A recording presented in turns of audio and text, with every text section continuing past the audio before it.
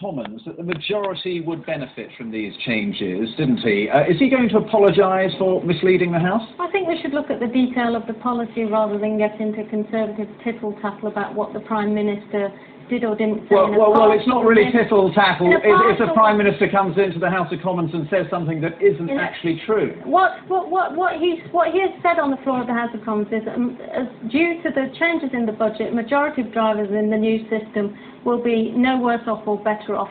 That is actually true. 55% of drivers in the post-2001 system under these proposals will be better off or no worse off after the changes of Yes, but also on May the 14th, he did say that the majority would be better off. Now, on that occasion, that was not correct, was it? Well, better off or no worse off, which is what he said on the 14th of May. And why don't we actually talk about the detail of the policy rather than this process tittle-tattle about what the Prime Minister might have said in half a sentence? No, yeah, but if he did at some stage say, inadvertently, or whether he meant to say it or not, but the point is that people were misled, and this affects a huge number of people up and down the country who drive cars. Well, what the facts are is that after these changes are put into effect fully by 2010, 55% of drivers in the 2001 BED system will actually be better off or no worse off, and that's what today's figures actually confirmed.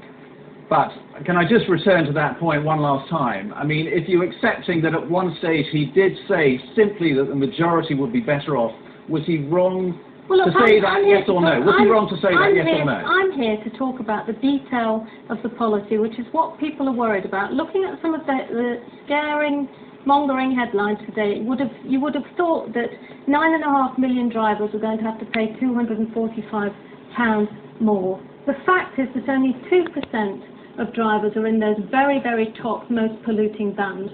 The fact is that 55% of drivers in the post-2001 system will be better off or no worse off. Those are the facts. Okay, are you going to change these proposals at all in the next few months? We were just talking to Stephen Ladyman, the former Transport Minister, who was suggesting that later on in the year there will be changes, he suspects, announced by the Chancellor. So will there be changes? Well, the fact is that these changes don't get put into place until next year's finance bill, and as I've said in debates we've had about this on the floor of the House, of course we're willing to listen to what people's concerns are and have a look, and we are listening. So if there are to be changes, wouldn't that just show that, as the Conservatives say, you're a dithering government? That we had the whole 10p tax fiasco where we ended up with a load of changes. Now we're going to have another load of changes on this. I don't think there's anything wrong with listening, and I'm sure if I'd have sat here and told you that we were absolutely not going to listen, that we didn't want to hear what anybody was saying about anything, you'd accuse me of being arrogant and out of touch.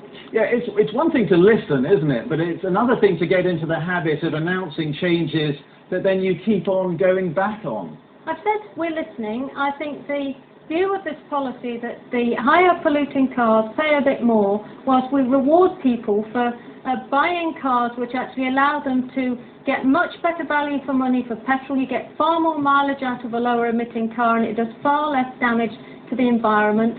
By 2012, the European Union is going to pass regulations which mean the maximum emission is going to be 130 grams per kilometre.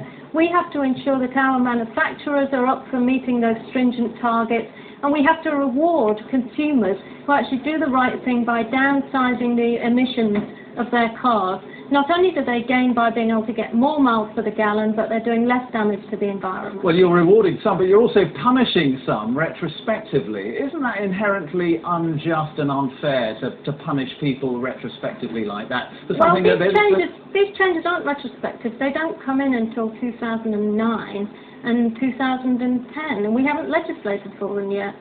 And what about people who say that this is not about really a green tax? It's just about acquiring more money for the Treasury, just a stealth tax, effectively, to boost Treasury funds?